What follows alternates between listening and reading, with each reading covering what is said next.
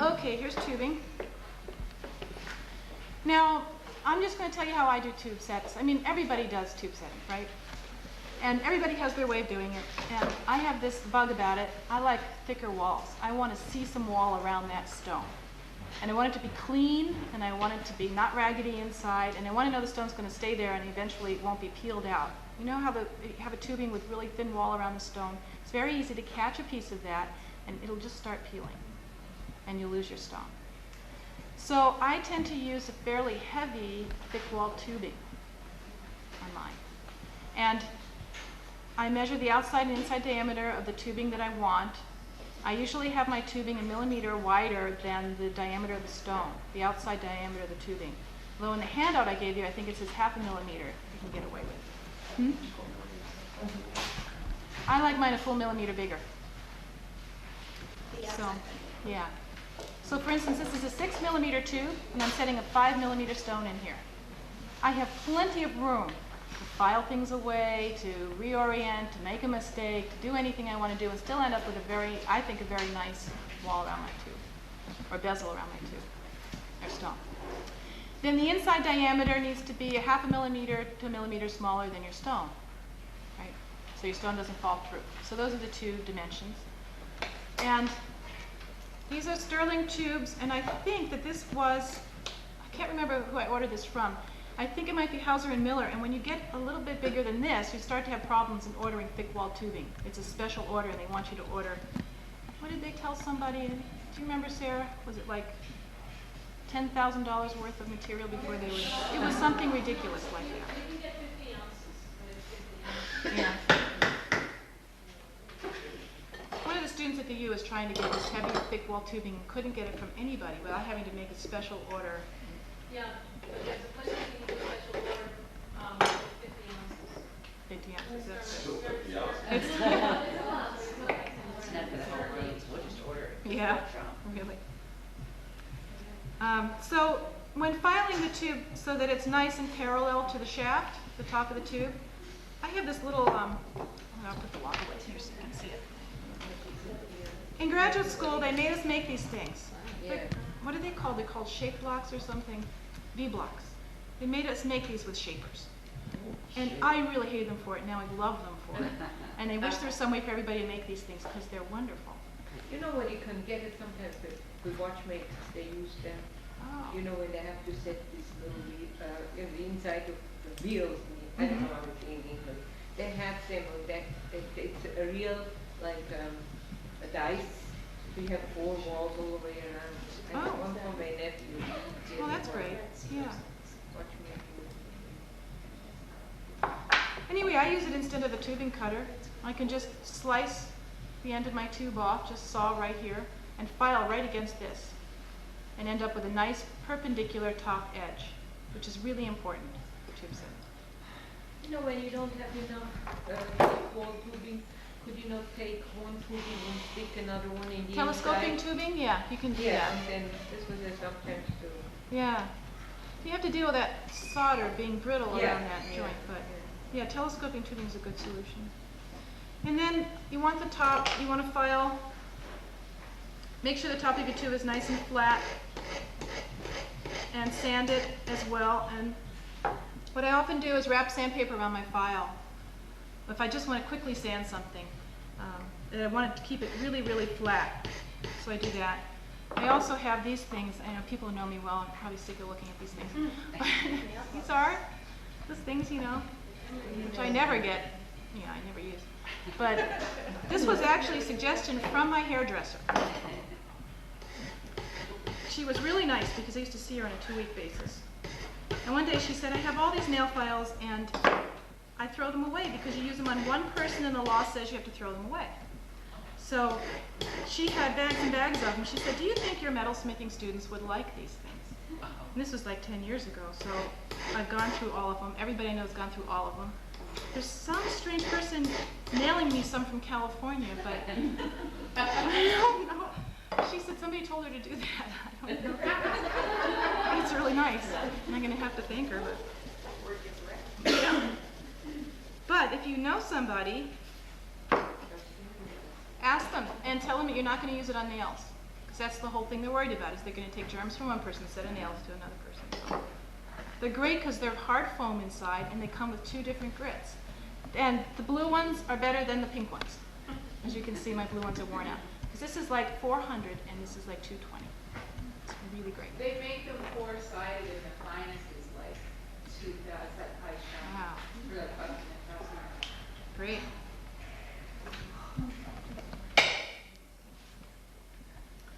Now, if it's smaller tubing than this, you can put the tubing in here and put the burr nice and straight up and down in a vise and take your tubing and just go like that. But that's so small that I can't demo with it, so I'm going to do it this way. And pretend that the tubing is in a ring or on some other piece of jewelry, so obviously you have to hold it by hand. Most people don't have, in my experience, engraver's blocks. How many people here own an engraver's block? A couple of you, okay. So you can hold it the fancy way. But I don't own one, even though I do a lot of this stuff. So I tend to try to work things out. I try to control myself so I can cut level, and I have a few tricks for doing that, and that's what I'll share. So it's a 5mm stone. I have the 5mm burr. And this is, again, a high-speed setting burr.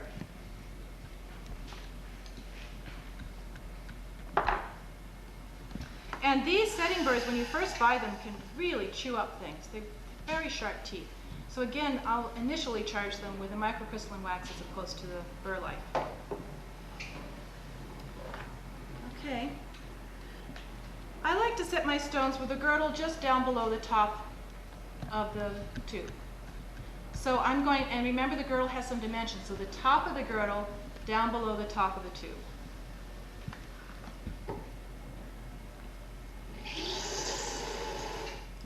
So what I do when I'm grinding this hole, which you can't see at all, right? You can't see Yeah, we see it pretty good, really. I'm going to cut for a while, and then I'm going to freeze and turn just my tube and cut again. And the reason for that is that I'm probably oriented off some way, which I can't see.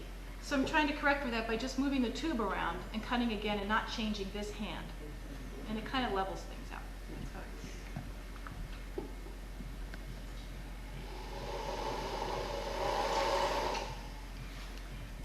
But I'm going to move a little faster right now.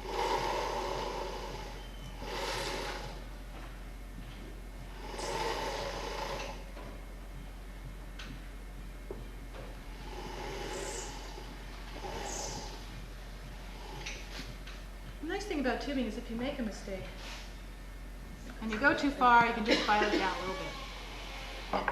What size burr are you using? A 5mm burr for a 5mm stone, so it's exactly the same size as the stone. What brand Sometimes of toothbrush do you prefer? Stripe. Actually, this is the greatest brush I've ever owned, and this is a typewriter cleaner brush. So if you ever go to a junk store and they have these old typewriters. And also sometimes you get this extra little burr in there, especially if you're using an old burr, 2 burrs, but burr of metal inside, because the old burrs tend to, instead of cutting, they're sort of moving, you know, they're rubbing. Take the triangular scraper and just go in there and clean up that little burr that's inside there. Very gently.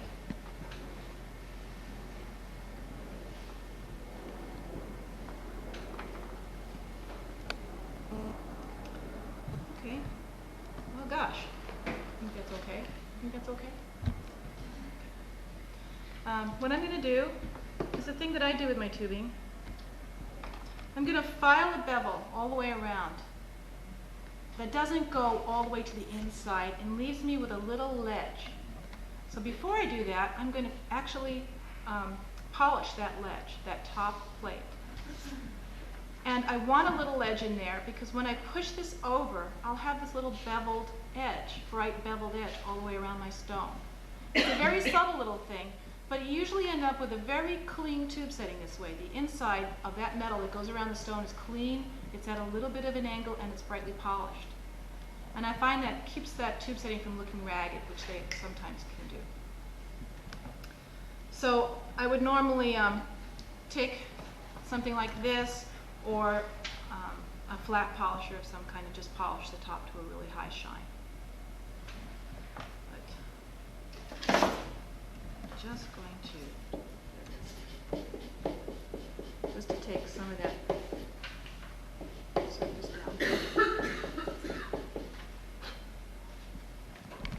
And then when I file the outside, I use a large file, even though it's a small space that I'm filing. And the reason is I can control a large file. It doesn't bounce around. You know, when you use small files, they tend to bounce a little bit. They're really hard to control. And the large file will cut a nice smooth path and cut more metal with one file stroke.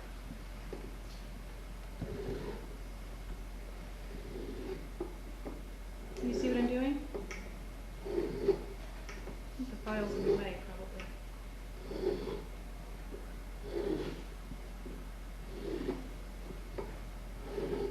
Some people like to use bezel rockers for setting, and I don't ever use a bezel rocker. So I'm going to set this stone like you would set a bezel.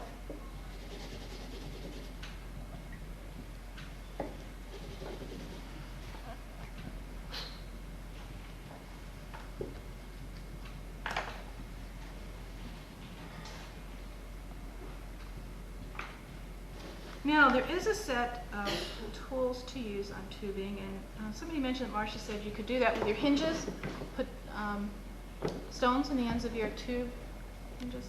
And this is the tool I would use to do that with. I always know these as collet setters or tubing setters. What are they called, Andy? Do you know? Do you know them as? That's a good name.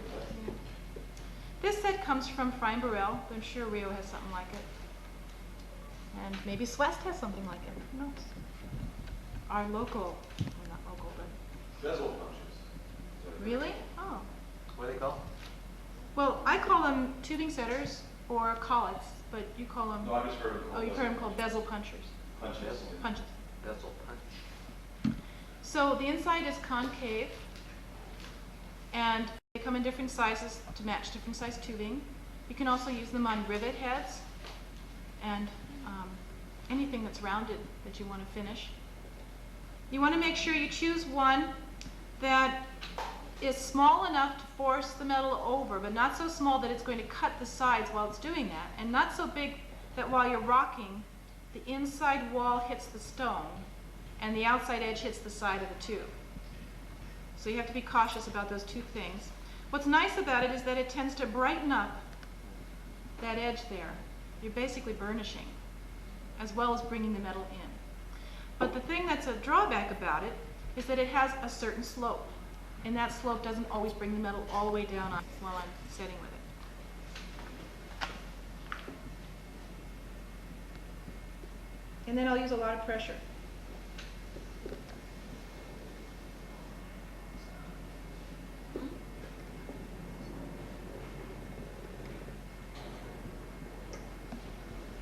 And I'll start on one side and just push across.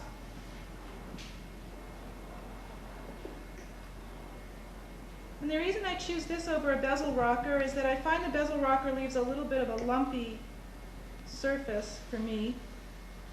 And I want to keep it smooth the whole time so I don't have lumps to take out.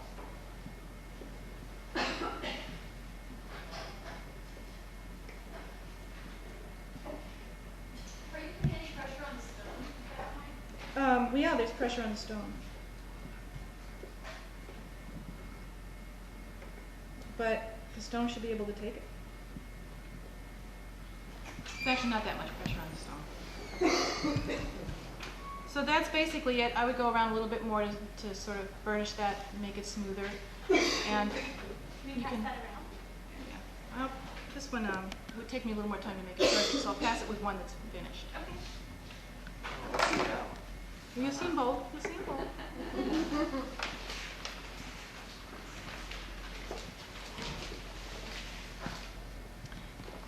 Okay, so we have any more time? We have 15 minutes.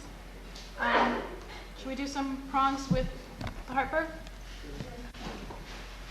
It's just because I want to set another one of these huge 108 millimeter stones. It's really kind of Hollywoodish, isn't it? Okay, so the next topic is 4 prong settings, or basically prong settings. And let's say this technique I'm going to show you really works well when you have a stone that is not very regular, but you really love the stone. The girdle is not the same thickness all the way around, or you have a thick girdle. the cut isn't really perfect, and you want to do a little fussing with it to make it fit just right. Or you have a $10,000 diamond, and you're just not going to use that setting burr because it chews up the prongs, and you want everything to be really perfect. So I also like this technique because it has taught me to use a heart burr, and it has taught me to use a flex shaft. And it was the first time that I started really using the flex shaft, and now I'm completely devoted to it. So this is an 8mm head. If I were setting it with a setting burr, and most of you know this technique, you just go straight in with a setting burr, right? But I have my hand up. I mean, I don't just go straight in. I do a little fussing with the prongs so they sit on the setting burr in exactly the right place so that you're not pushing them all apart while you're trying to cut the seat, etc. But this is an 8mm setting burr. It's going to take a lot of prong away in its effort to make a seat. And sometimes I just don't want to take that much prong away. So my option is to use a heart burr that's smaller, not 8mm, not so small that it goes between the prongs, and not so big that it hits two prongs at the same time. So in this case, I'm going to be using a 5mm heart burr. I could use a 6mm too inside this setting, even though it's an 8mm setting. Okay? And I'm going to make 3 cuts on each prong with this, so I'm going to do a lot of cutting. And the first cut is going to be the one that sets the girdle height. It's called the initial cut, straight into the prong. This is in your handout, and I think the drawings are pretty clear. And that's a 6mm heart? It's a 5mm heart, 8mm stone. Yeah. The second cut is the pavilion angle cut. That's the lower cut below the girdle. I will angle my heart burr to make that cut because the heart burr is a 45-degree and not exactly the same angle as the stone. And I'll go around and cut all 4 of them again. The last cut is the crown angle cut. I will angle my burr again to take off more than just what would be the crown angle of the stone so that I have room to move my prong down onto my stone. So those are the 3 cuts I'm going to take, but this does take practice. Especially, it takes practice not to cut a whole prong away. And eventually a channel works, so maybe it's a lucky Is day. there somehow a measure, you can measure so you get the 30 times all the way to the same height? Yeah, Yeah. I'll show you how to do that. You just use a pair of dividers. When you have length. You know, they do have those prongs, they have those notches in them, but people have this experience, the notches are so close to the top, you have like no prong left. Yeah. And then it's such a drag to cut that thing again because you've got notches in the way. So I'm on a campaign to order only unnotched so they'll stop just forcing us into notch. Okay, you want to mark the sides of your prongs with your dividers, and you mark both sides with your dividers of each prong. And that mark is going to be where the girdle of the stone is going to sit. So technically, you could measure from the table to the bottom of the girdle, and that would be this measurement. But I tend to set my stones a little lower, so I have some room to do some fooling with the prong tip. And I go in and mark both sides of all 4 prongs.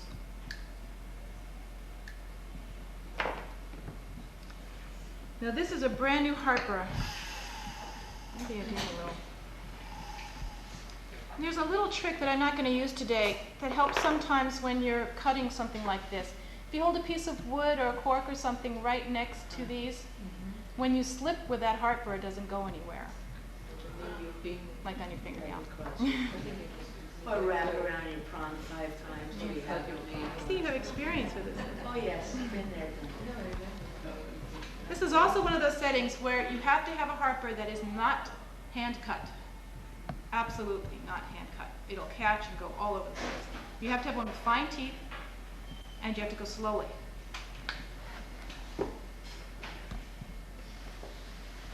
And I don't think you're going to be able to see me do this.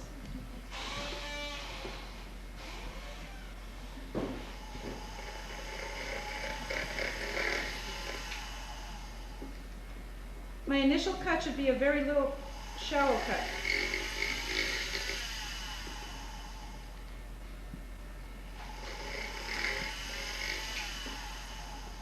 The reason is that I'm going to be making 2 other cuts in the same place. I'm probably going to make that girdle cut deeper each time.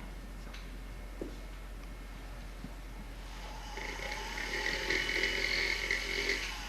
Now what I'm doing is I'm going across the prong a little bit, back and forth, because if I just go into the prong, this Harper is 3 millimeters, size is smaller. If I just go into the prong, it'll cut the center of the prong, and it won't cut a straight line across. So I'm going back and forth a little bit. I'm pressing in. This is how I always cut these things. Don't push out.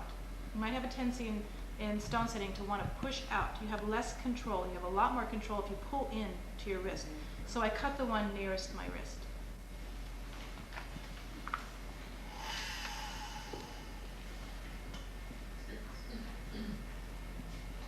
But when I'm doing the pavilion angle, I can't do that very comfortably. So that's when I cut out a little bit.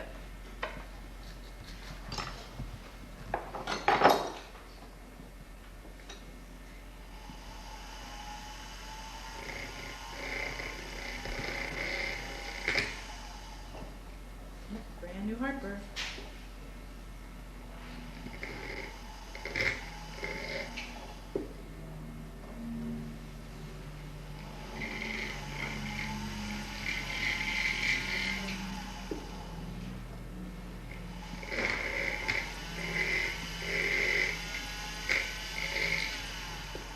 This is the pavilion angle cut, the lower one.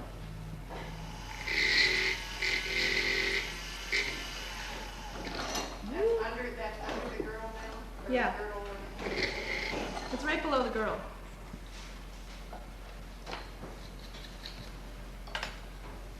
Now, what happens quite often with this cut is that the side facing you is the one that you cut, and the other side is angled off somewhere else. So you got to switch it around, take a look, and clean those things up.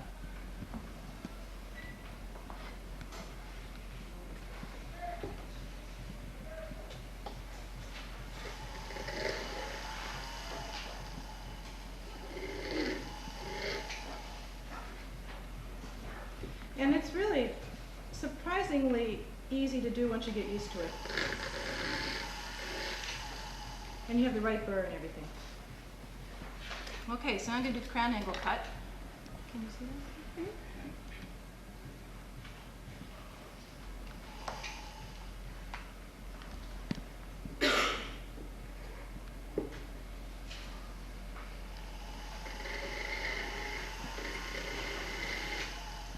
The thing I always forget to do is breathe.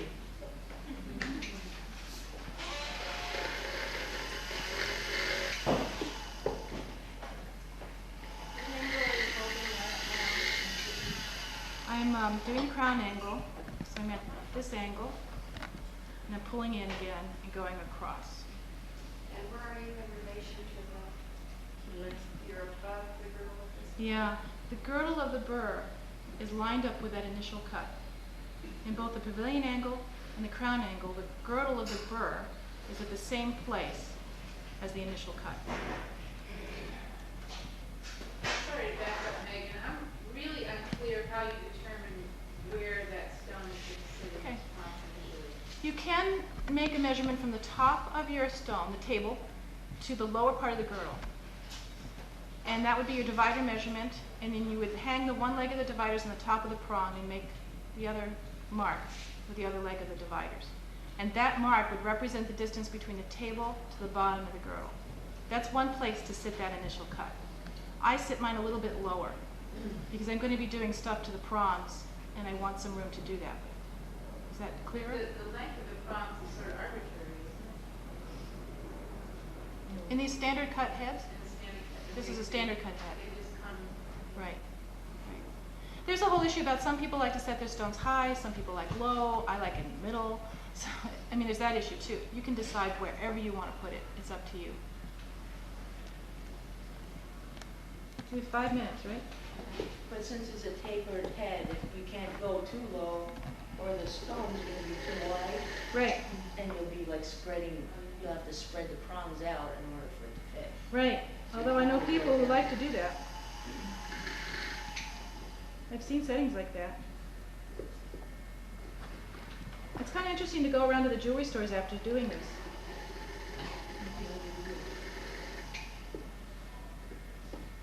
But you will be.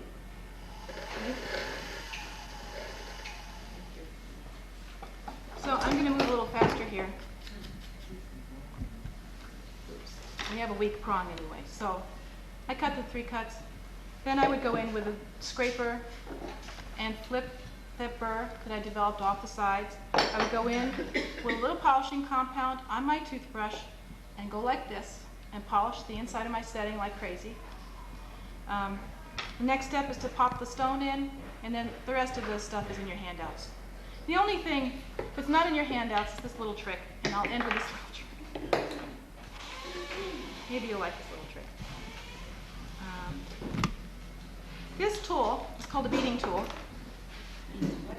A beading, and it's for beading the ends of the prongs. And they come in a kit like this,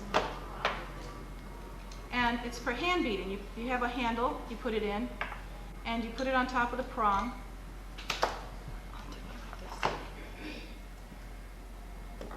And once the prong's over on the stone, and you go like this on the top of the prong. It's like a little burnisher.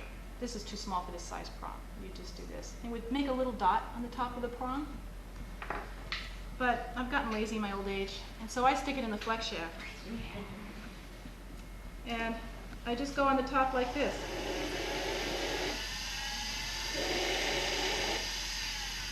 And it grinds a nice little rounded top. I put a little polishing compound in here, and then I go back in.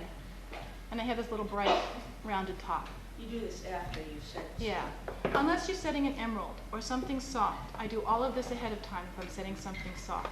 And just one more tool to show you. This is a cup burr. The teeth are on the inside of the cup. So you could use this first and then use the beading tool after, and then you'd have this really nice round, and I have a thing about nice round prong tips. And that's it.